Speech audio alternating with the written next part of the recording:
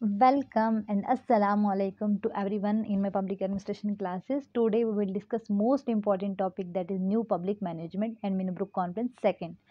Previous lecture में हमने देखा था traditional public administration, new public administration, Minnowbrook conference 1। Traditional public administration was management oriented थी, just लोगों के ऊपर इम्पोज कर देती थी चीज़ों को but not taking any feedback from the society. और यही चीज़ें जब डिबेट हुई थी मीनोब्रुक कॉन्फ्रेंस 1 में, और नया एक कंसेप्ट आया था जिसको हमने कहा था न्यू पब्लिक एडमिनिस्ट्रेशन। अब हम देखेंगे न्यू पब्लिक एडमिनिस्ट्रेशन के कौन कौन से फोकस्ड एरिया था। रेलिवेंस पर फोकस था, वैल्यूज़ होने चाहिए, सोशल चेंज होने चाहिए एक सोसाइटी में। उसी तरह न्यू पब्लिक मैनेजमेंट क्या था, एक लेटेस्ट पैराडाइम है in the evolution of public administration में। इट केम इनटू एक्सिस्टेंस इन 1990। अब हम देखते हैं जैसे पैराडाइम निकोलस हेनरी के हमने डिस्कस किए थे, उसमें हमने सेकंड ईरा को गोल्डन ईरा कहा था, क्योंकि उसमें बहुत ज़्यादा क्या हुई थी, पब्लिकेशंस हुई थी प्रिंसिपल्स को लेकर, प्रिंसिपल्स की क्या इंपॉर्टेंस है। तो इसी तरह जब the book entitled reinventing government by David Osborne and Ted Gaebler published in 1992, birth of new public management. और किस चीज़ का बर्थ होता है, न्यू पब्लिक मैनेजमेंट का। एनपीएम रिप्रेजेंट करता है second reinvention in public administration, the first being the NPA of the late 1960। Second Minnowbrook conference held होती है 1988 में अंडर साइराकोस यूनिवर्सिटी में ही, under the chairmanship of George Frederiksen. First Minnowbrook conference के chairman कौन थे, वाइट वेल्डो, एंड सेकंड के कौन है, George Frederickson. Half of the participants were female while in Minnowbrook conference 1 all the participants were male. जबकि Minnowbrook conference second में female भी participate करते हैं, जबकि मीनोब्रुक कॉन्फ्रेंस 1 में सभी क्या थे, मेल पार्टिसिपेंट्स थे।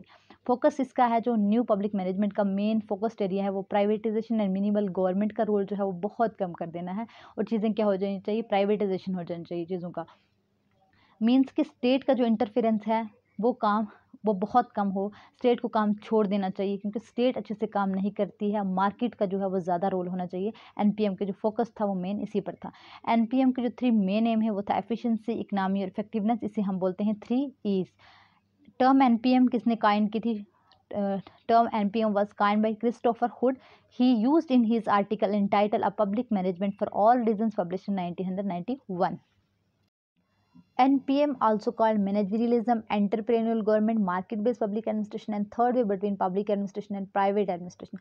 एक आता है रूलिंग बैक स्टेट का कंसेप्ट। इसका मतलब होता है कि लिमिटेड रोल होना चाहिए स्टेट का, एक ऐसी पॉलिसी जिससे चेंज आ जाए। पॉलिसीज़ में जो भी स्टेट के लिए हमने पॉलिसीज़ बनानी है या सोसाइटी में जो भी कुछ चेंज लानी है, तो उनमें क्या होना चाहिए, स्टेट का रोल जो है वो बहुत कम होना चाहिए। मार्केट को काम करना चाहिए, मार्केट ज़्यादा क्या है, market is more efficient, market is more effective, market is more productive, market should play an important role. तो इसी के साथ जो एनपीएम है उसके पीछे 2 मेन थ्योरी हैं, public choice approach and new terrorism. इनका यही मोटिव है कि प्राइवेट सेक्टर की जो टेक्निक है that is more relevant as comparison to public sector. तो जो प्राइवेट सेक्टर की टेक्निक है उन्हें यूज़ किया जाए। एनपीएम के फोकस एरिया थे more flexible, innovative, problem solving, enterprising, process oriented. तो इसी तरह विंसेंट ओस्ट्रोम जो थे मेन प्रोपोनेंट थे इसके पब्लिक चॉइस अप्रोच थ्योरी के। तो इसी तरह जो यही था पब्लिक चॉइस अप्रोच और न्यू टेररिज्म में के जो प्राइवेट सेक्टर है उसकी टेक्निक को यूज़ किया जाए, वो क्या है, ज़्यादा रेलिवेंट हैं चीज़ों की, कुछ अच्छे से क्या हो जाएगी, चीज़ों में इफेक्टिवनेस आ जाएगी, एफिशिएंसी आ जाएगी।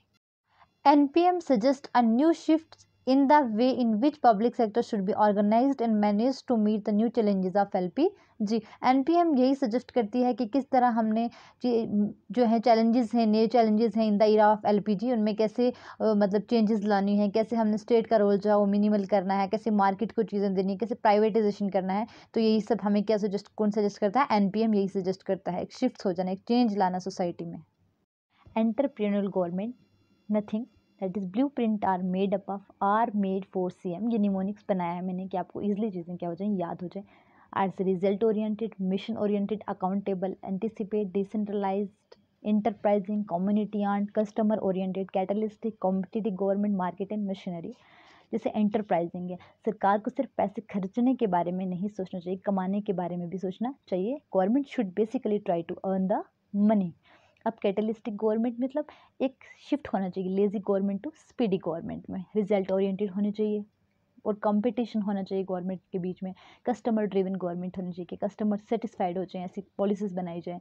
मिशन ड्रिवन गवर्नमेंट की गवर्नमेंट कुछ ऐसे government set goals and objectives and work for the society.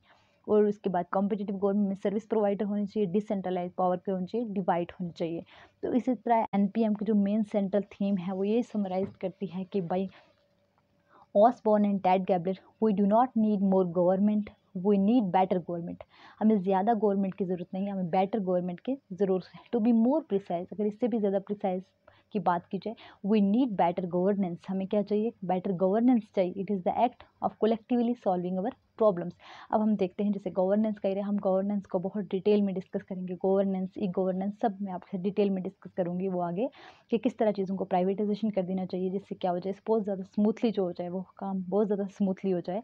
उसी तरह एनपीएम का जो मेन फोकस ही था वो चीज़ों को क्या कर देना चाहिए, प्राइवेटाइजेशन कर देना चाहिए, कि एनपीएम को ज़्यादा स्टेट का इंटरफेरेंस नहीं चाहिए था, कि स्टेट अच्छे से काम नहीं करती है, स्टेट का इंटरफेरेंस कम किया जाए, रोलिंग बैक स्टेट और प्राइवेटाइजेशन, ग्लोबलाइजेशन, लिबरलाइजेशन का जो है वो इरा आ जाता है। इसी को हम बोलते हैं न्यू पब्लिक मैनेजमेंट। जो मेन फोकस्ड एरियाज के रहता है वो प्राइवेटाइजेशन के ऊपर, चीज़ों को बहुत ज़्यादा क्या कर दिया, मार्केट को काम दे देना चाहिए। मार्केट को क्या बोला कि मार्केट बहुत एफिशिएंट है, बहुत इफेक्टिव है, बहुत प्रोडक्टिविटी है मार्केट के पास। तो इसी तरह न्यू पब्लिक मैनेजमेंट का कंसेप्ट खत्म होता है। Thank you.